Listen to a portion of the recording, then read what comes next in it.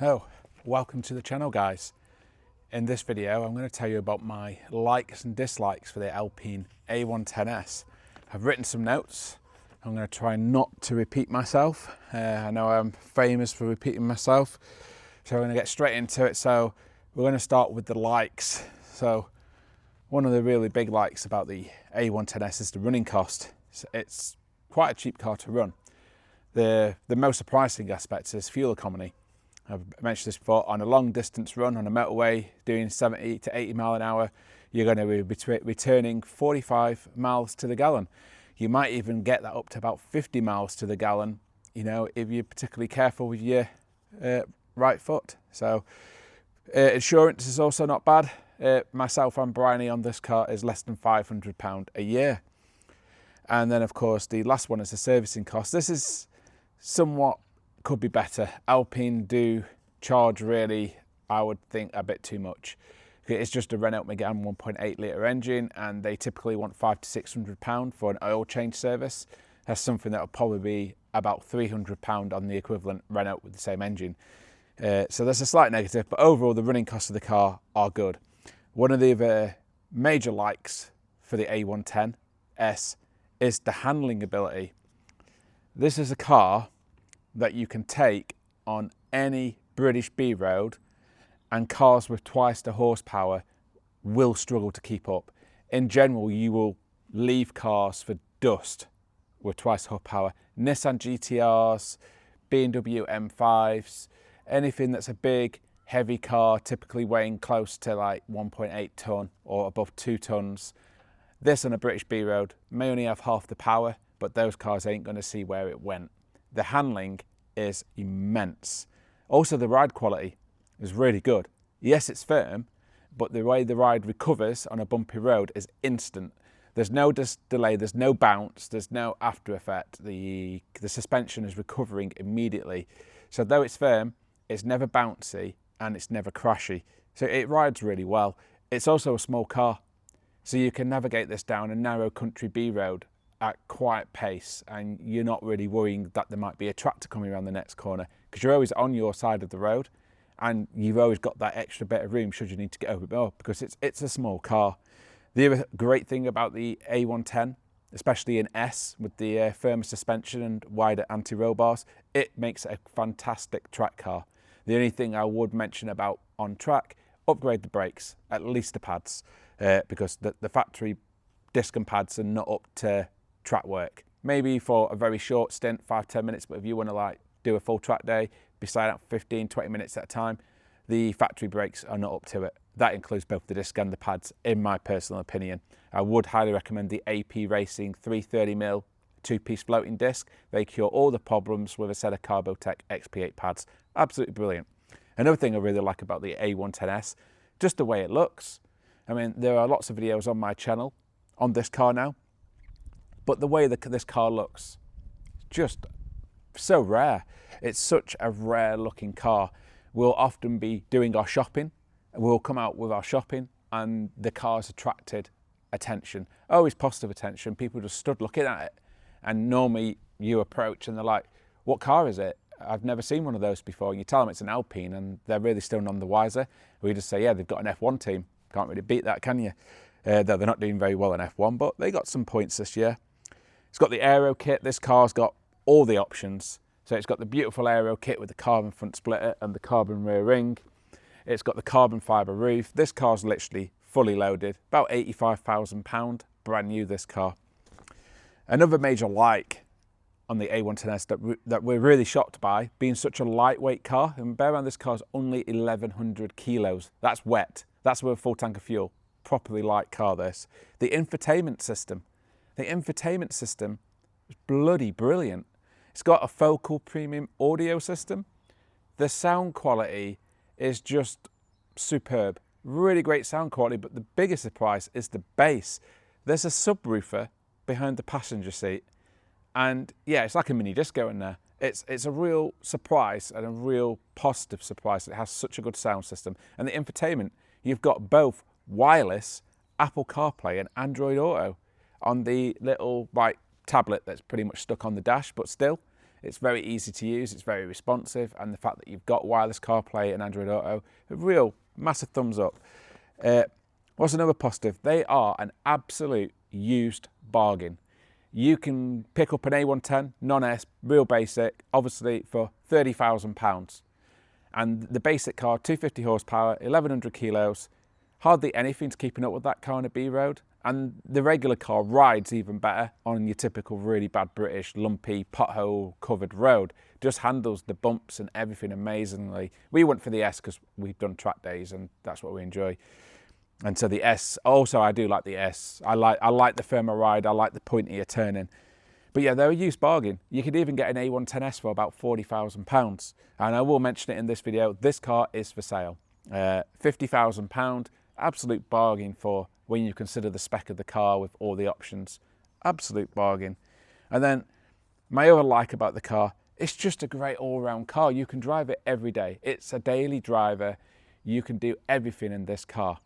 You can go to work in it, you can go for an amazing drive, you could go for a continental drive in this car. It does it all, it's superb. Highly recommend the A110S. But now let's get on to the dislikes. I would say that the likes far outweigh the dislikes, but let's crack on. The first dislike, storage in the car. First of all, you have no cup holders, though you can get like an eBay item to make one.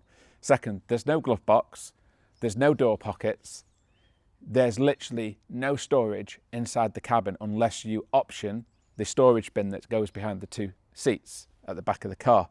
That is an absolute must, otherwise you've got no storage. You can buy little pockets aftermarket to give some storage that way. And then of course the other one, the car has two boots. The front boot is very shallow, so you can't get a carry-on in the front boot unless it's specifically sized for that boot, because the depth is only about that much. So you need to get custom sized carry-ons or the Alpine branded ones, but they're very rare, and when they come up for sale, £400 to £500 for some luggage. The boot in the rear is very small. You can fit two helmets or you can fit some soft bags. So like I say, you could go for a continental drive in this car, but you would be packing quite light or quite smart. So that's one of my dislikes. The car could be better on storage. My other dislike, which is probably one of the major reasons as to, though I absolutely love this car and think it's amazing, my biggest grumble with it is the steering feel. There's no steering feel, it's numb. It's very fast, it's very direct, and it's pin sharp, but there's very little in the way of feel. I mean, it's not as bad as some other electric steering racks out there, but it's also not as good as a Porsche electric rack, say for instance, a Porsche 718 Cayman GT4, even though that car has an electric rack. Also the Gen 2 GR Yaris, both those cars have electric racks and they give a lot more steering feel than the Alpine does. We've also tried the Alpine on different tyres to correct the steering feel, so we've had it, as you can see, it's on Michelin Cup 2s at the moment.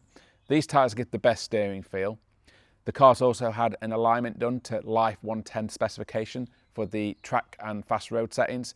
Again, they vastly improved the way the car handled, but the steering feel, to my standards, it's still, oh, I just hit my mic, my apologies. The steering feel to my standards is still numb. So that's a negative for me. It's one of the biggest negatives. One of the other dislikes is the dealerships. They're all really far apart. And so for us, our local is Manchester, but it's right in the heart of Manchester. You have to drive through a really busy city to get to it.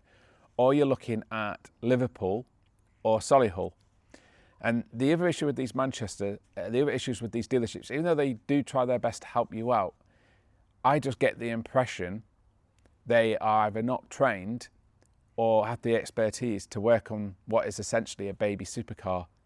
In that you go in with like simple issues, and some people seem to have real struggles with getting those issues resolved.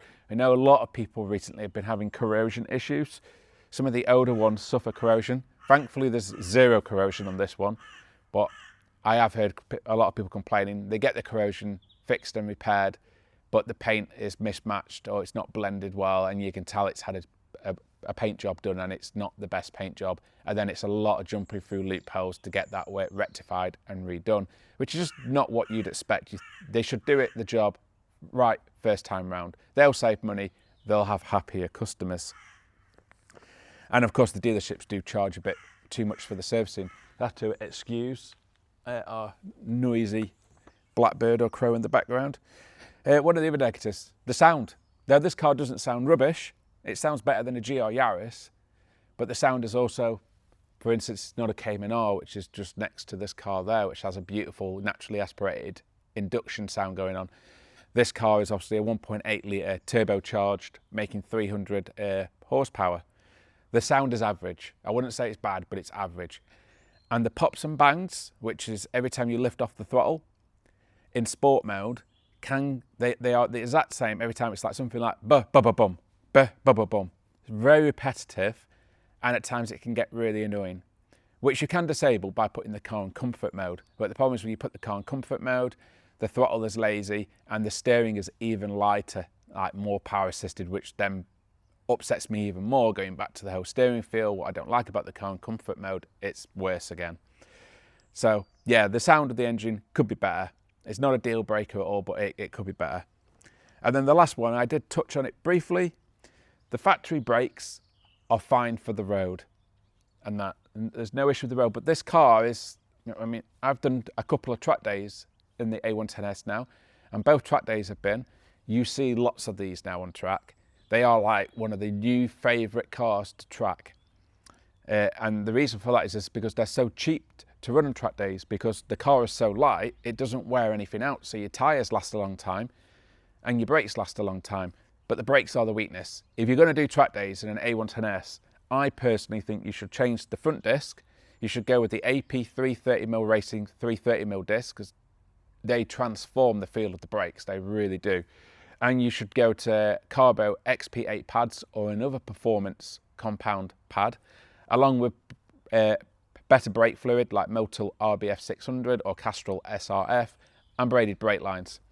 And if you do that, you don't touch the rear. So I've changed that. I've left the rear factory apart from the brake lines, and the on-braking performance on circuit is transferring in both performance and ability, but also feel.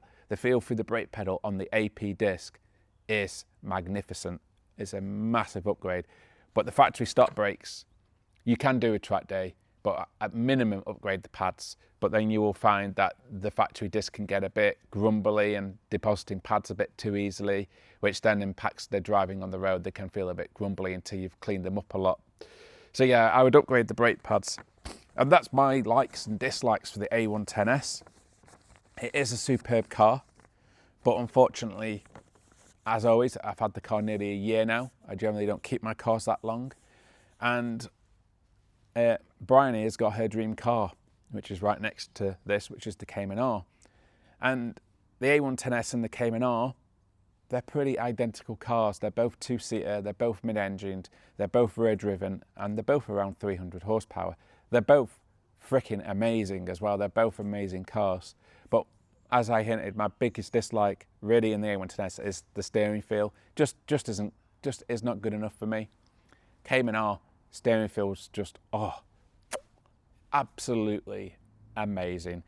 So Bryony's got a dream car, and though I'm going to miss the A110S, I will really, really miss it. It's not like I've replaced it with like something that's rubbish. You know, it's been replaced by a car that I'm going to enjoy just as much. The negative of the Cayman R, it might cost a bit more to run because it's a 13-year-old car.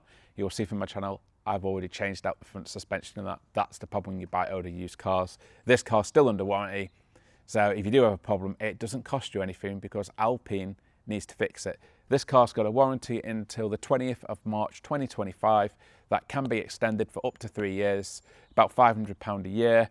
And yeah, as I hinted, the Alpine A110S is now for sale, £50,000, takes it off my drive, 9,500 miles, is a 2022. But as always, I'd like to thank you for watching, and please do like and subscribe to the channel. It really helps me out, guys. Thank you.